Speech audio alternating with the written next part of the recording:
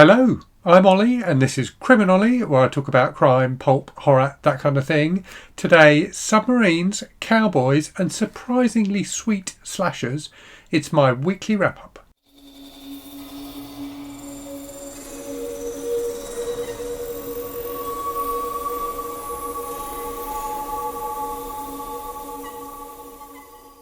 Now, the first thing to note this week, as noted in the thumbnail for this video, is that I am melting. We are having a heat wave here in the UK. If you're in the UK, I'm sure you know what I mean. My office where I'm filming is very warm. I have got some windows open outside the office, so if you hear a bit of background noise today, that's why. I did join the other day some reading sprints run by Clancy from Simon Slashers and Andrew from It Came From The Page, and I said on that how hot it was over here, and they asked me how hot it was, and I said it's like 26 degrees Celsius, which is about 80 degrees Fahrenheit, and they were like, that's not hot, it's much hotter than that here. Or certainly it was where Kelsey is, I think in Louisiana, but we're really not used to the heat over here in the UK. I live in a brick house with no air conditioning and I am very, very warm. So hopefully I can get through this video fairly quickly and won't have a million outtakes like I did in last week's weekly wrap up. So I've got fewer books to talk to you about today. I think I've got 4 books to talk about and some comics as well. So let me start with the comics. So in my book haul video recently, that went out last week, I talked about the fact I got a load of Commando comics recently. I read some of those, so some from my previous subscription of Commando, so finished that off now.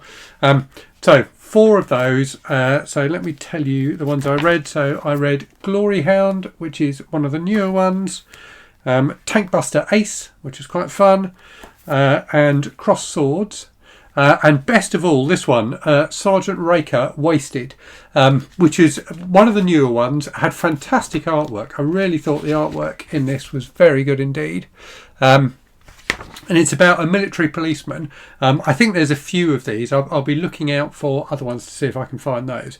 In this one, he goes behind enemy lines to find a group of GIs who've gone out on a bender, basically. So they've gone behind enemy lines to get drunk, and he has to get them all back whilst fighting off Axis troops. So that was really very fun indeed. I also read, and I've lost my copy of it. Here it is. Sorry, not very well prepared today. So the other comic I read was this, Die Hard Year 1, which was very kindly sent to me by a viewer, Jesse, a little while ago, along with a bunch of other books. You may remember that unboxing video. This was pretty fun. So this is like John McClane from Die Hard. You can see on the cover there, it's set in 1976. So this is kind of like his early days as a rookie cop in New York, and it features a kind of like some people who are trying to like hijack a yacht, basically. It's set in like centennial year or bicentennial year, so there's lots of kind of stuff going on in New York to celebrate that. It's a hot summer. It's got everything you could want from a kind of New York set cop type story. It wasn't like amazing. It didn't feel like it really lent into like the typical Die Hard themes, but it did feel like it was like recognisably John McClane as a central character. You know, there's a bit of wisecracking, there's a bit of kind of two-fisted action, and it was just a fun read. So yeah, I enjoyed that a lot. This, by the way, is by Howard Chaykin, so written by Howard Chaykin with art by Stephen Thompson. Right, moving on then to some traditional books rather than comics. So the first thing I finished then, and you'll remember this month I'm reading from 3 buckets. So some westerns, some extreme horror, and some books I need to read for various projects and things like that. So this is from that 3rd bucket. So this was the CriminOlly Book Club pick for this month. So I filmed a reading vlog for this, which is up for my patrons and channel members. Should you be one of those and haven't seen it yet, or if you want to hear my thoughts on The Descent, you may want to join up to watch that video. So yeah, this was... I really liked it at first, but the more I read of it, the less it gripped me, I think it would be fair to say. I would classify it as interesting rather than enjoyable.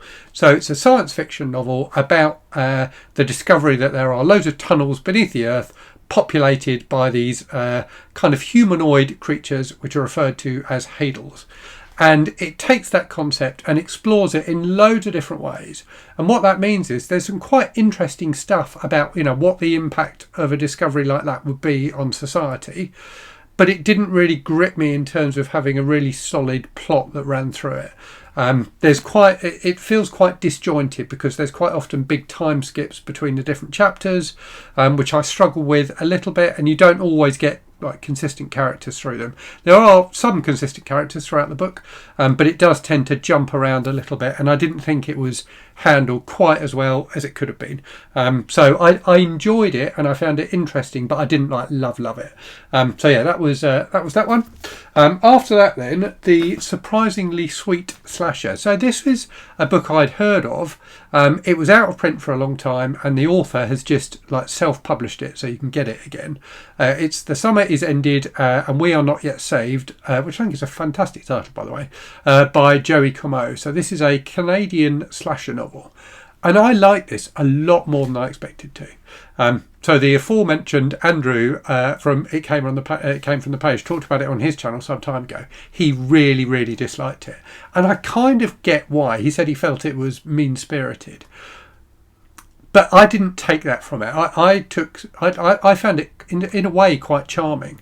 So it's about this woman who is a single mum. She works in horror movies, so she's like a special effects technician, and she ends up getting this dream job basically. So she can't take her son. She can't afford to move her son with her to where she's going to be making this film. But the kid and the mother and son have a really convincing, nice relationship. She's by no means a perfect mother, but you can tell she's trying to do the right thing. So her son knows that there's a summer camp near where her parents live, his grandparents, where he could go for the summer while she goes to make this movie. So he volunteers to do that. So he ends up at this summer camp, which is like a religious summer camp. And at the summer camp, there is a slasher who gradually bumps off the various people who are there, both the counsellors and some of the kids who are there. So it is really horrible and graphic at times. And it doesn't pull any punches in terms of who dies either, which I think is important to say up front. It's not a book that's going to fill you with joy at the end. But I did think the central relationship between the mother and the son was just brilliantly done. And the way that's done is, it's kind of set up at the beginning of the book.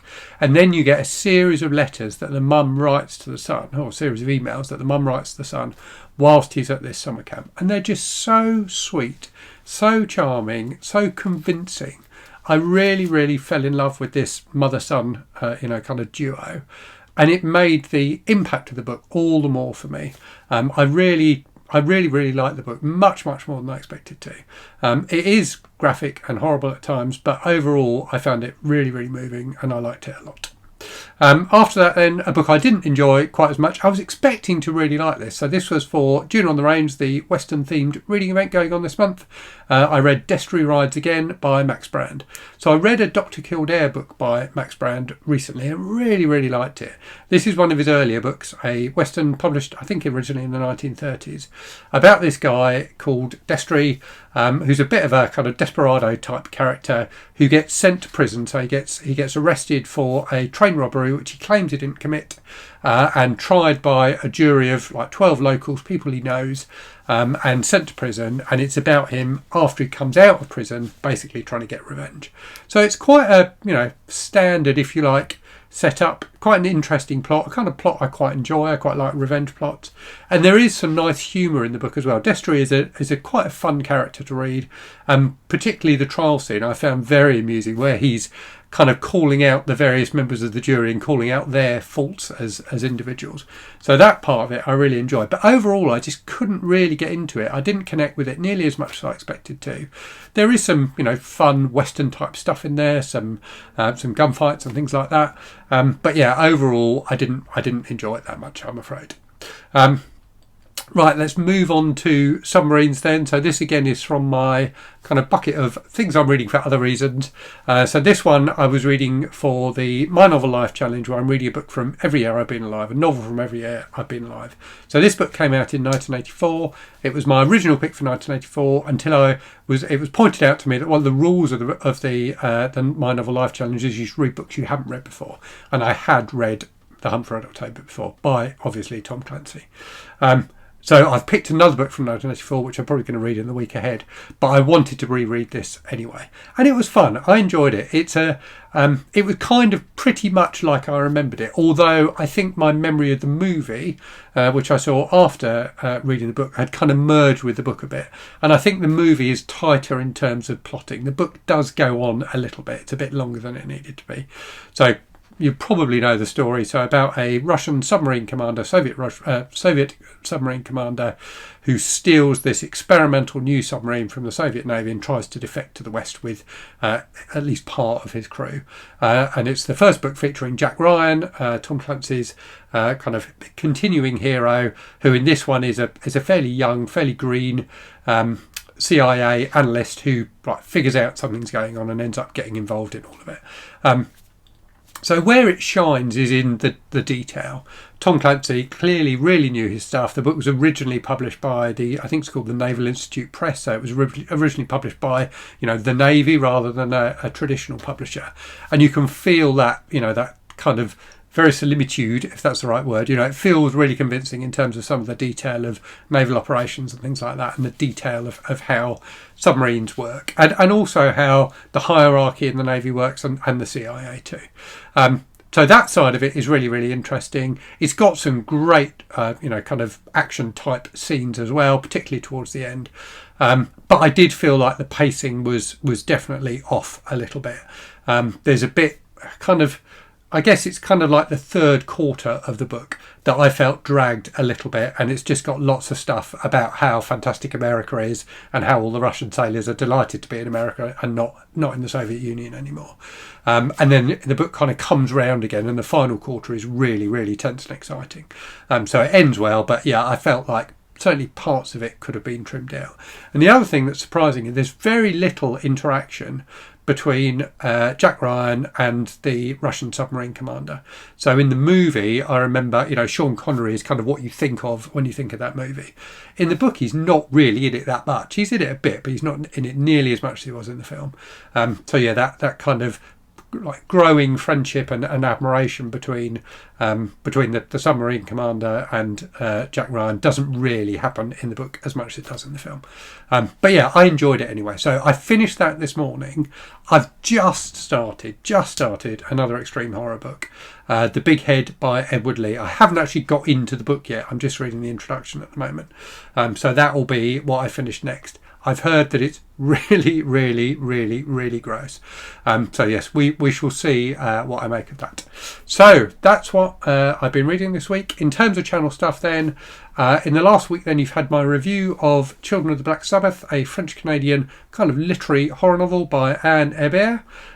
You've had a book haul video, and you had a video where I talked about like what is horror, what defines the horror genre. So some thoughts on that. In the week ahead then, I think I've resisted doing this video for years, and it's a question I get asked in the comments every so often, and there was something on the radio over here about it the other day as well, which gave me some different thoughts on it. So anyway, I'm going to answer the question, is listening to audiobooks reading? So that will be probably my Sunday video. And then on Tuesday, I think I'm going to do the mid-year freakout tag, as we are nearly at the end of June. So that's kind of a bit of a booktube tradition where you look back at your year of reading so far, and the year for your channel so far. So look out for that on Tuesday. And then on Thursday, you'll get a review, as usual, probably of Butcher by Joyce Carol Oates, a book I read recently and really enjoyed. Right, I've managed to get to the end of the video without any fluffs, or any fluffs that I didn't just kind of style out anyway, and without melting completely. I am very, very warm now. I don't know if I look, I don't know how warm I look. Let me know in the comments if I look slightly pink. But anyway, I will leave it there. Let me know what you've been reading this week. Let me know if you've read any of the books I talked about. And as always, thank you very much for watching. I hope you're safe and well out there. Hope you're reading good stuff, and I'll speak to you again very soon. Cheerio.